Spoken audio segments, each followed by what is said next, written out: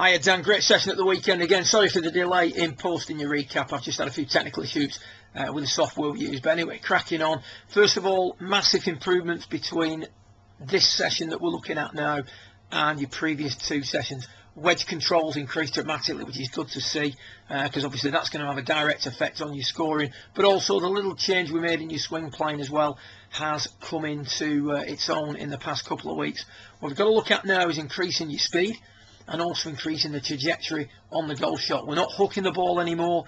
The miss tends to be out to the right, but it does on occasion lack a little bit of height.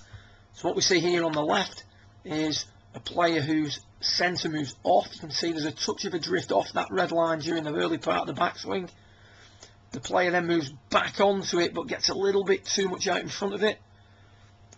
Tries to back up. You can see that little bit of a funky neck tilt as you're coming into the golf ball, where everything's angling too far back as you attempt to get behind the golf ball. And then during the downswing, we drift well forward of that red line. So remember what we're trying to do. We're trying to swing around a stable axis. So we want this upper axis to be nice and stable. So what we're seeing with yourself is an upper axis that moves off a touch, then goes back on, but goes too far. As you can see, the left shoulder moving way out in front of that red line too early. And then on your way through, you attempt to fall back, but then drift forward. So on the through swing, we've not got a great deal of extension here. In other words, we've not got a nice amount of spine angle at that point, so we're not tilted away from the target enough, which is causing us to send that golf ball out quite low. We did a little bit of work with a cane to the side of your head here, trying to stop that move off, which you can see there we've done a good job of. So that upper axis now nice and stable.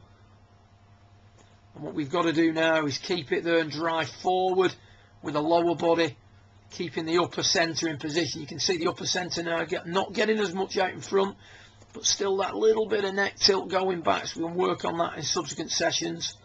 But as you come through, lower body moving forward, upper body much more stable, much more extension as we come through. So a totally different look to that finish than the finish we have here.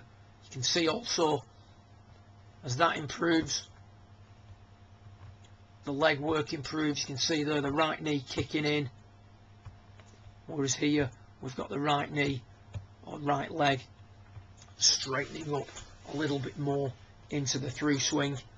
Hip centre much further forward on this one than what we see on this one, and the rate or the ability to move the hips forward further for longer will directly affect the rate at which the club face closes down. So great work overall. You know your drills that you've got to do. Keep at it, and I look forward to working with you again in a couple of weeks' time.